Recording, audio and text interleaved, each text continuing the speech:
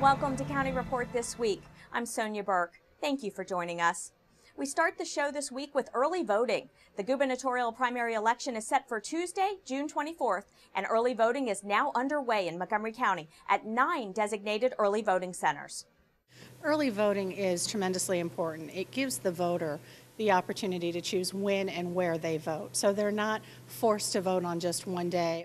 Early voting continues through June 19th. You can find a complete list of early voting locations and hours of operation on the Board of Elections website.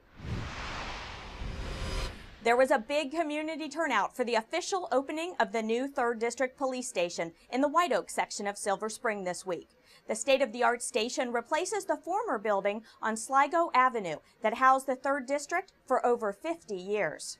Montgomery County Executive Ike Leggett invited the young residents in this crowd to stand alongside local leaders as they cut the ceremonial ribbon to officially open the county's newest police station. 2, 1, cut! The 2-story police station is located on Milestone Drive in the White Oak section of Silver Spring. On this day, residents were able to tour the state-of-the-art facility, which houses about 200 officers and other staff who responded to over 43,000 calls for service last year. It is the busiest station in the county, and it has been for quite some time, and that's why we have a large contingency of personnel to help to deal with the issues of public safety here in the county. This location is going to be much more efficient. It's going to keep people safe in the entire east part of the county, in addition to being able to respond to what's happening in downtown Silver Springs. During a behind-the-scenes tour of the facility, residents discovered that the first floor houses operations, a roll call room, a community meeting room, and a prisoner holding area. Upstairs, you'll find administrative offices and a fitness room where officers can work out. There's some little things in the station that are really going to help boost morale for our police officers. I mean, we've got gas pumps in the back so the officers don't have to spend 30 minutes out of their shift, traveling somewhere to get fuel. They can get it right here. To have lockers that are big enough to accommodate all of their equipment. This new facility is phenomenal. We were down at the old station on Sligo Avenue, and this is just nice and bright, and it's just amazing, amazing feel to it. I have 2 young children, and every time we've been going to Target, they see the construction. They've been excited that it's finally finished up. I like the garages. Well, I thought it all was kind of cool. Another local youth, fascinated by the construction of the new station, decided to build his own police station out of Legos. He presented the officers at the 3rd District with his gift, and they've put his project on display in their new lobby. The thing I like about it is that instead of just police cars and stuff, they have also bad guys that the police cars try to chase. The 3rd District station is open 24 hours a day, 7 days a week. County Executive Ike Leggett announced the appointment of a Montgomery Human Trafficking Task Force, which will explore possible new legislation to combat human trafficking. Lorna Virgili has more. Lorna? Sonia, according to authorities, there were 11 arrests last year, but still, human trafficking is one of the most difficult crimes to crack down. The victims in these cases are young women who are forced into lives that they didn't choose and have no way of escaping. To help them and to make certain we are keeping up the crime, the task force will be announced that we're announcing today will provide recommendations for new legislation, new enforcement techniques, as well as for new awareness and prevention campaigns. Human trafficking is the 3rd largest activity in the world, with over 800,000 people being exploited every year.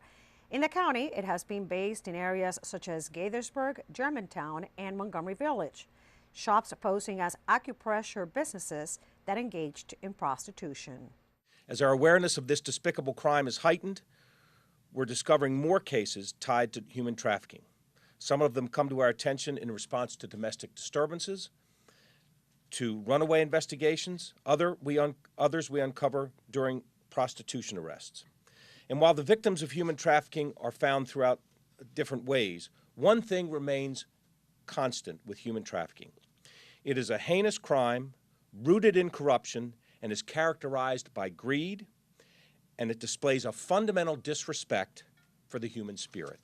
The new task force will have members from different law enforcement agencies and will be presided by the chair of the Montgomery County Commission for Women. As members of this task force, we will work to increase our understanding and the public's to shine a light on the issue here in Montgomery County. It's hard to believe for all of us that we have it here in Montgomery County, but as you've heard from my colleagues, we do. In Rockville, for County Report This Week, I'm Lorna Virgili. This week, the county was recognized by the White House for its outstanding accomplishment in creating an innovative cyber technology project with the potential to benefit our residents. Montgomery County unveiled its achievements in the Smart America Challenge, presenting the county's project SCALE, Safe Community Alert Network. SCALE uses low-cost advanced sensor and receiving technology that deploys a public sector automated safety alert and community awareness network that protects vulnerable populations. SCALE has deployed a variety of connected sensors in a Rockville apartment building that detects different environmental distress factors, such as smoke, heat, or carbon monoxide, and transmits the data to a cloud service and, if necessary, dispatch emergency response services. The County Council returned to regular business this week following a brief recess. Council members recently adopted the fiscal year 2015 budget that is set to go into effect on July 1st. At his weekly media briefing, Council President Craig Rice talked about how with this budget, some core services are being restored, and he also shed light on what he wants to prioritize during the second half of his term as president. I was just meeting with a developer this morning that was looking at affordable housing options here in Montgomery County and was frustrated with the time that it took to provide something that is so important. You know, how often do we sit here and talk about affordable housing opportunities in Montgomery County, and to really have it be a challenge for a developer to deliver on that? And we're talking about truly affordable housing, every single unit being affordable housing. Doesn't make sense for us. And so we've got to fix those policies. We've got to fix those rates that are assigned to things that are a core priority for us here in Montgomery County. On the campus of the University of Maryland, a local leader was recently honored for her accomplishments in her profession and community. MCTV has more. 2014 Woman of Last week, Montgomery College President Dr. Darian Pollard was awarded as one of 2014's Women of Distinction at the National Conference for College Women Student Leaders, held at the University of Maryland College Park. Other awardees included television anchor Hattie Kaufman, co-founder of Public Stuff Lily Liu, NASA astronaut Pamela Ann Melroy, and founder and president of Smith & Company, Judy Smith. During her acceptance speech, Dr. Pollard credited those who supported and inspired her, and then she encouraged others to believe more in themselves. But I have been indelibly shaped and molded not only by these social movements that came before me, but also by the individual movements of my life, my family, leaders, educators, and others, particularly mentors who saw something in me that I never saw in myself. You are here tonight because somebody else believed in you as much as you should believe in yourself. I'm able to work for an organization, Montgomery College, that means something to its community, that has breadth and depth, and believes each and every person who wants to go to college should have the right and the ability to do so. Following the ceremony, Dr. Pollard met many attendees during a reception. She mentioned saying that when you're comfortable standing in your own space, then you know who you really are. And it was really empowering because I've been going through, for a couple of weeks now, not really sure what career path I wanted to take. Hearing her saying that it's okay and seeing how successful she is reassured me that I would be okay and that anything that I wanted to pursue and would also turn out great. So it's really great to meet her. I'm so happy. For County Report This Week, I'm Dan Rankin. Coming up on County Report This Week, we'll bring you to downtown Wheaton, where the annual Taste of Wheaton brought droves of people out to try local restaurants. History comes alive during Heritage Days weekend, June 28th and 29th. Discover Montgomery County's historical treasures during this free countywide event.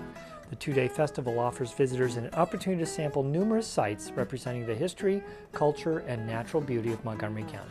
Join us for Heritage Days, June 28th and 29th from noon until 4 p.m. all over Montgomery County.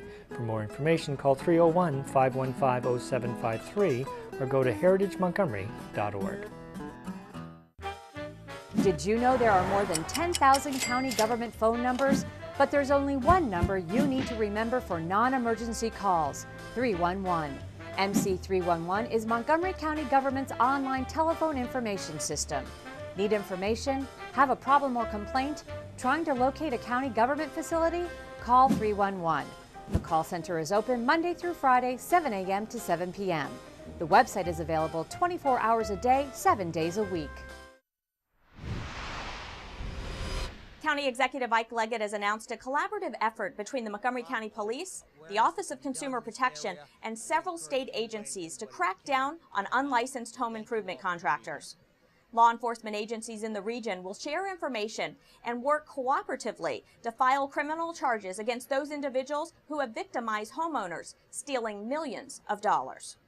Each year, consumers in Maryland, Montgomery County alone, have lost hundreds of thousands of dollars to unlicensed contractors through incomplete, abandoned, or poorly performed home improvement projects.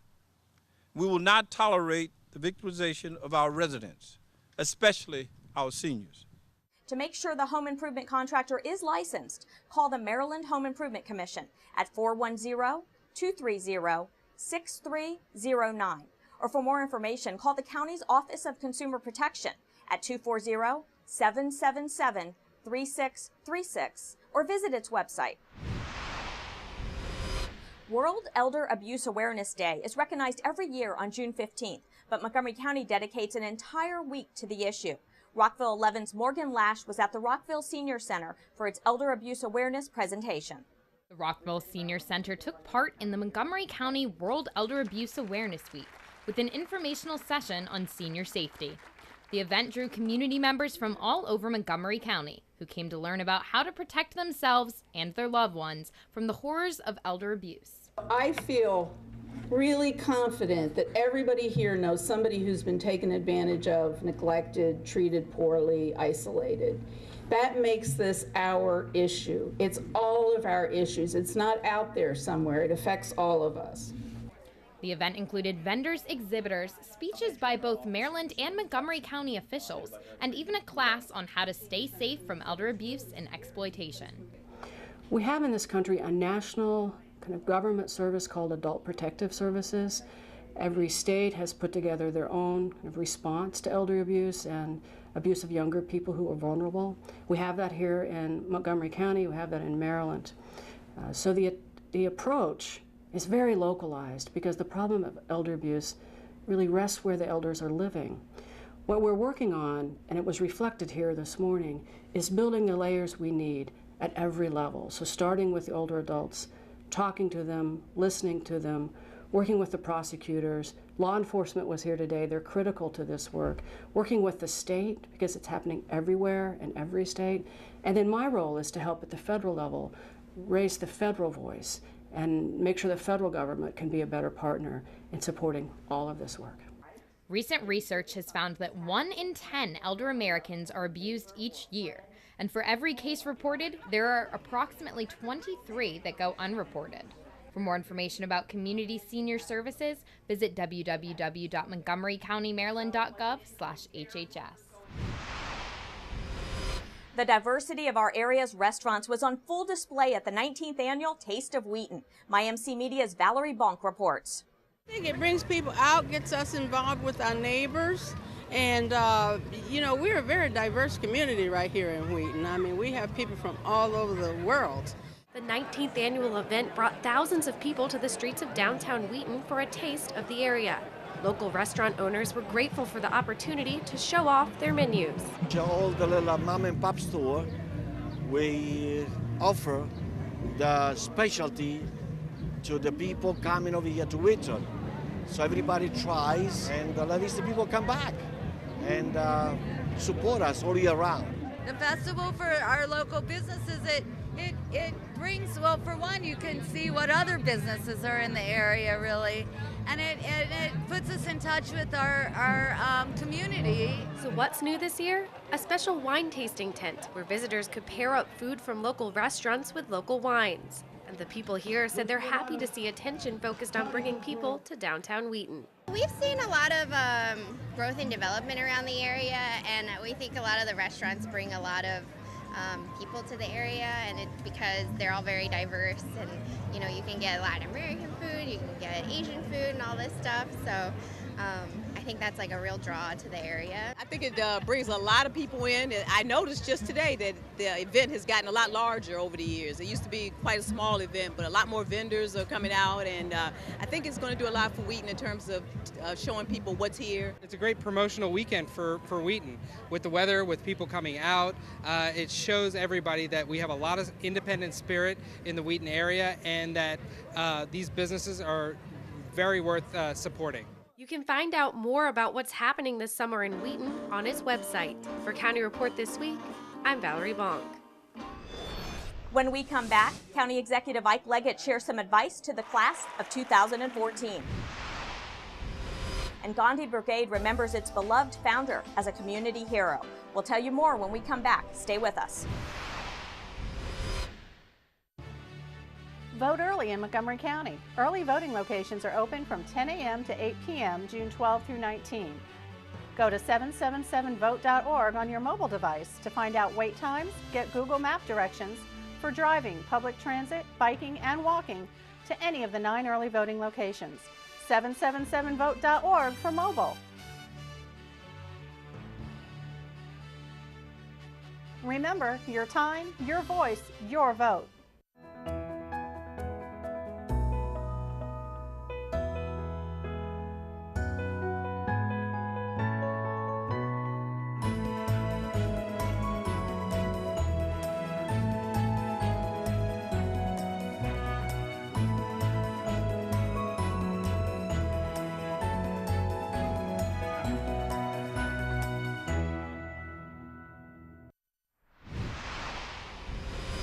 Welcome back to County Report This Week. I'm Sonia Burke. After months of review, Superintendent Joshua Starr is recommending against changing the start and end times, also known as bell times, for Montgomery County Public Schools. Dr. Starr's bell time recommendation was released this week, along with a report that cites cost and mixed feedback from the community as contributing factors to his decision. The Board of Education is expected to discuss the superintendent's recommendation at a meeting on June 17th. You can review the Bell Times report online. This week, Executive Ike Leggett delivered the commencement address to the 2014 graduating class from John F. Kennedy High School.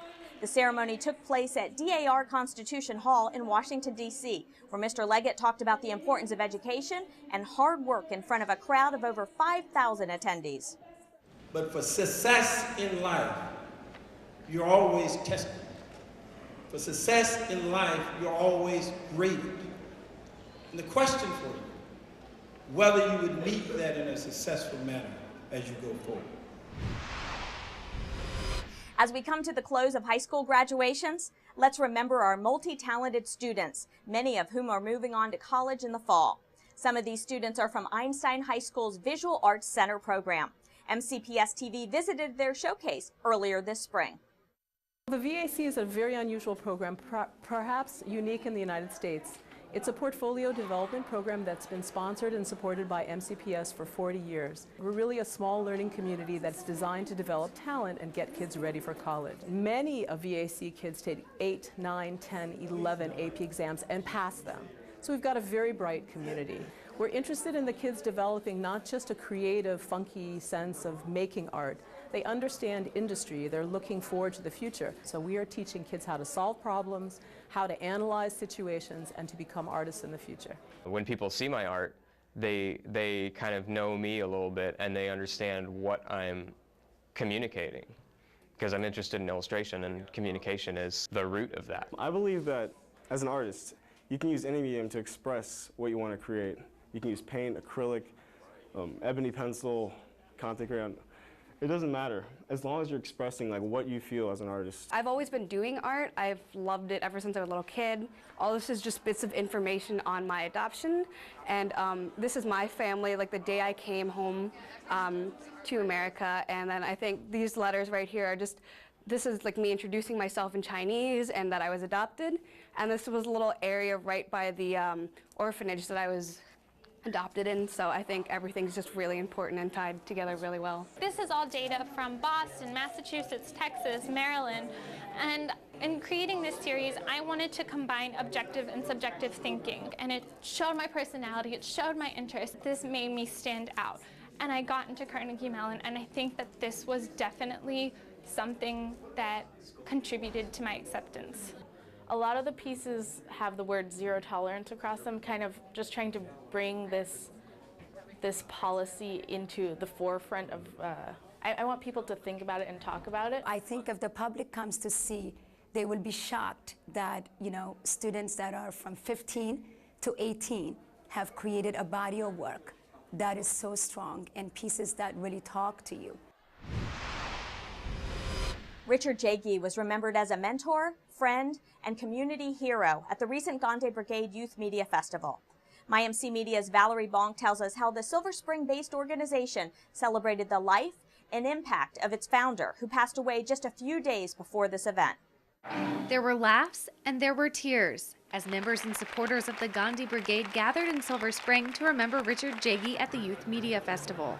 Jaggi passed away less than a week before his organization's biggest event of the year. I was a friend with Richard. I mean, I've known him, I think, longer than I've known the Gandhi Brigade. And so to know him and to see the kind of work he did and to have had no idea that he was, you know, sick, I just wanted to be here and honor him. This board is just one of the ways community members are remembering Richard Jaggi's legacy, a man many call a community hero. He was my mentor, my friend, my father figure, and today was just a way for me to remember him and to let him know that he may be gone for now, but people like me will always remember him and love him and will support his dream. It's only just so often that someone comes along with a special spirit that inspires people. That's part of our challenge is to keep the doors open, to keep the vision going, and that was a large part of today. Today was a tribute to Richard and what he's meant to the community. I think that we would be letting down everything that he's built if we didn't find a way to keep everything going. Richard created the Gandhi Brigade in 2005 as a way to empower local youth to deliver positive message to the community through media. The only way that I can, you know, go forth with a positive mentality is to embody his passion and his ideals, his kindness, his humility, and inspire other people to do the same. I think Richard would have loved today. In fact, I think Richard is here, and I think he loves today. For County Report This Week, I'm Valerie Bonk. Coming up, we'll share some historic flower facts about the popular peonies at Seneca Creek State Park. And we'll introduce you to our Pets of the Week. Stay tuned. County Report This Week is coming right back.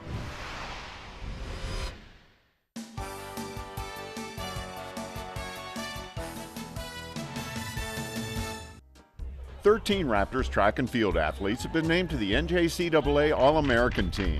They were honored for their outstanding performances at the recent National Track and Field Championships. MC's men's team finished 4th in the nation, and the women's team finished 11th. 2 MC baseball players have been named to the NJCAA All-American team. Outfielder Tyler Colvin, who hit .469 this season, was named first team, and second baseman Antonio Pino, who hit .406, was named to the third team. And 2 MC teams are hosting clinics for kids this summer. MC's women's basketball team offers week-long sessions from June 23rd through July 25th, and MC's men's soccer team is holding week-long sessions from June 23rd through July 31st. Welcome back to County Report This Week. I'm Sonia Burke. Peonies are in full bloom this time of the year, and at Seneca Creek State Park, there's a small garden that contains a historic collection of the fragrant blossoms. Susan Kennedy took a tour of the gardens and learned just how these elite annuals got their start at the park.